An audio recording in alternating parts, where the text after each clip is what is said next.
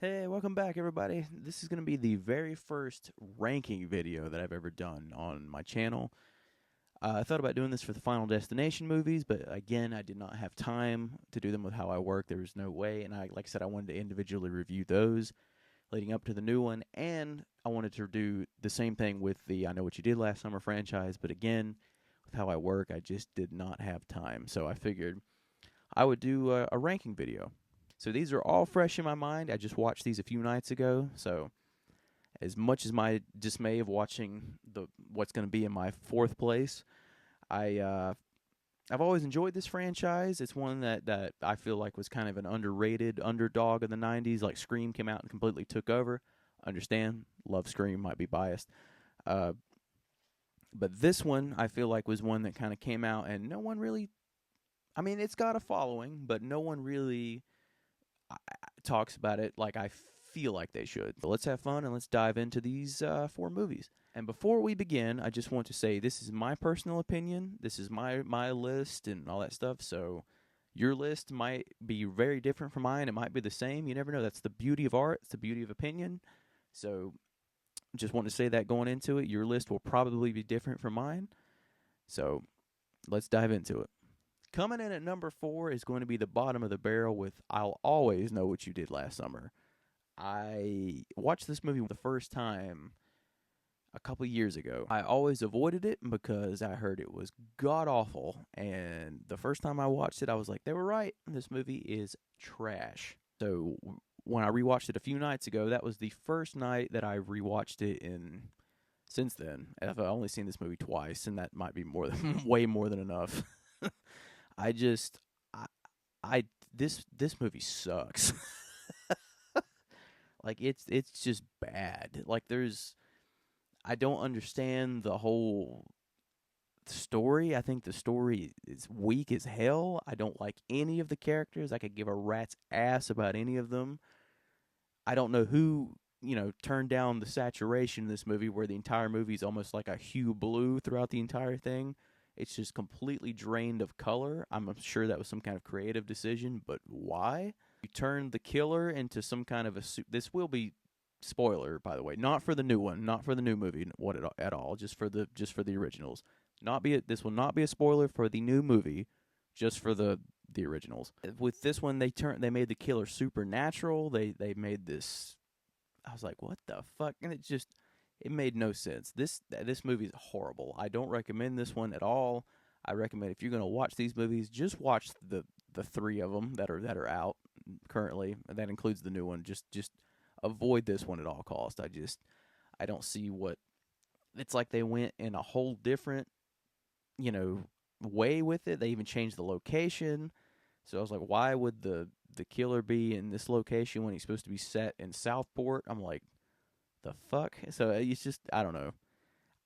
I know they originally had a script where Freddie Prinze and Jennifer Love Hewitt was going to come back. Don't know why they scrapped that. I don't know why they got rid of that idea. Again, could be wanting to go in a different direction. Like I said in my review for the newest one, if they did go with those characters, just those characters again, what more could you really do? Because with this character, but I don't know. This one sucks. I'm serious. Just avoid it at all costs if you can. This one's the bottom of the barrel for me. Coming in at number three is going to be the newest member on this list. Is I Know What You Did Last Summer 2025. While it is the comparison between three and four is for me is country miles. Yes, these three I would watch anytime. Get that no, not the fourth one. Get that shit out of here. But this one, just so you know, I'm not comparing it because it's the same on the same level or anything like that. These three I will happily watch. But as for the newest one, the 2025 one, I don't know. There was something I went more into it in my review. I enjoyed certain aspects of it. There was a lot of twists and turns in it that didn't work for me. And by the end of it, I just left very disappointed. I didn't really like any of the new characters. You don't really care about any of the new characters. The way that the stuff is played out, I don't like at all. And the way that the legacy characters are used. It's like they're barely in there for anything, and I just thought at the end of the day this movie was okay. I left very disappointed, and maybe, like I said in my review, maybe in time my opinion will change. Maybe it'll grow on me, because we've sat with this original movie for almost 30 years now, and maybe, like I said, maybe in time this movie will grow on me. And depending on how the sequels go, maybe that will be one of those things. If you watch that movie and then the sequels and all that stuff, it'll be a better experience. I don't know. It might just be one of those isolated incidents for me, but we'll find out. I know a lot of people really enjoyed this one. That's great. I champion it. I'm glad you enjoyed it. But for me, it was okay. A lot of stuff for this just didn't work for me. So that's my number 3. Coming in at number 2 is I Still Know What You Did Last Summer. While I think this one, I understand why people did not really enjoy this one. Although this is probably purely nostalgic for me. This is one that I saw, when I was a kid, when I saw the first one. And this was a franchise that a friend introduced me to. And this was just in there at the time that I watched it. And I liked the new setting. I liked the whole thing of being on this island, and they're going to the Bahamas. And I thought that was an interesting take to bring this killer to a brand new place to go after Jennifer Love Hewitt and this new group of friends. I enjoyed the people that are in this movie. I'm just sad that Freddie Prinze Jr. wasn't as heavily involved in this one as he was with the third one, as he was with the first one. Excuse me. I know that he had something else he was filming at the time or something like that, so he couldn't be there as often. So they had to kind of write around that. But I enjoy the character of Brandy and her boyfriend, and of course Jennifer Love Hewitt as Julie, and even Jack Black. Jack Black's got a great part in this that I enjoy.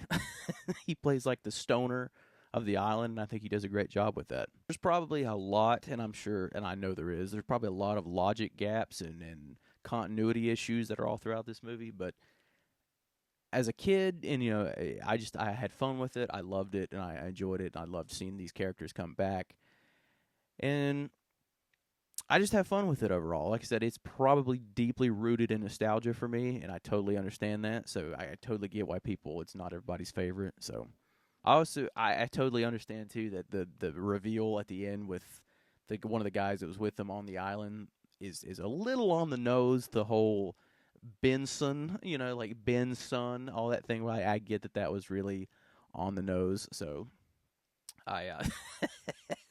but I don't know. Like I said, as a kid, you're like, oh, this is fun. I enjoy this. So I have a lot of fun with it. It still holds up for me. I still really enjoy it, and that's why it's my number 2. And of course, my number 1 is the OG. I Know What You Did Last Summer.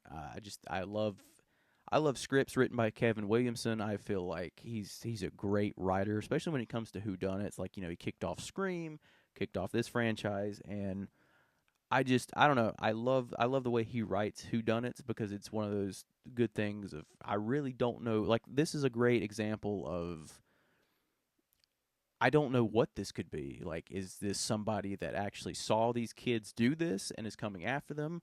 Like, a family member found out, or a random stranger saw it and decided to, seek vengeance? Is it actually the guy that they hit? Is it him and human? Is he a spirit or some kind of, demon ghost or what, that's coming after these kids to kill them one by one to get his revenge? It was a really good of what is happening, and I really enjoyed that in the first one. And I love the cast of characters. I just think they work really well together. I think their chemistry is really good together. I think the pairing of who they're with really works together, which is funny to me, even though Freddie Prinze Jr. wound up with Sarah Michelle Gellar. I think it's funny, but it's perfect the way that they're paired up together. I think, like I said in my review, you found out more about these characters in the time that you had with them. And this movie's on like an hour and a half, hour and 40 minutes, 30 minutes. You found out more about these characters than you did in the new one, and the new one's almost 2 hours. And I just felt like you got to know the characters a little bit more. You got to know more of their backstory, why they're still here, and all that stuff, and what they're struggling with, where I feel like that kind of got pushed to the side in the newest one. You're kind of just like, yeah, they're just here. So you care more about the characters in this one. You want to see them succeed and get out of this situation. And I thought this was a really cool concept for an idea. Like, just kids being, dumb teenagers on a random night, and they hit somebody, and they're afraid their entire life is going to be thrown away. So instead of calling the cops, they throw this dude in the ocean in hopes that that's the end of it, and they make a vow to never speak of it. And I think that's a really cool concept, because then you have the idea, a year later, that they get a note saying, "I know what you did last summer." So it brings that whole concept I was talking about before of who done it, but it also catapults that in the category of, well, is this a human, or is this a spirit, or what exactly is actually coming after these people? And I think that was a cool idea to incorporate in with a slasher element. Again, this could be probably a nostalgic thing for me. I had a friend show me these when I was, super young, so I always have that memory, that core memory with me that I've always carried, that I've always been like, yeah, I really enjoyed these movies. I don't really hear many people talk about them, but I've always enjoyed them. So, of course, my number one's the OG. And, of course, that's my ranking for the I Know What You Did Last Summer franchise. Now it's not just a trilogy anymore, it's a franchise. Going forward, this could change depending on how the new movie sits with me a little bit more in time, and I watch it a little bit more and kind of see how I feel about it going forward. That could change. And of course, with the sequels, if they do come out with the sequels of how they set the new one up at the end of it or whatever, I strongly believe we're going to get a sequel, if not two. And so we'll see how that goes. We'll see how the ranking changes. We'll see how the new one sits with me after a couple years and all that good stuff. So that's just my ranking. This has been my opinion on these movies. I would love to hear what your ranking is. So please comment below and let me know how you would rank these movies and what you loved about them and what didn't work for you and some and others. And this is, again, like I said in the beginning, this is my first ever ranking video. So thank you for checking this out. If this is the video you found me on, I'd normally do movie reviews. So please head over to my channel and check out a lot of the movie reviews that I have on there currently for 2025. I just started this at the beginning of the year, so trying to get my footing with it. So come on over, let's have a good time. And as always, please like, comment, subscribe, and that way I can see you guys in the next one. Thank you so much.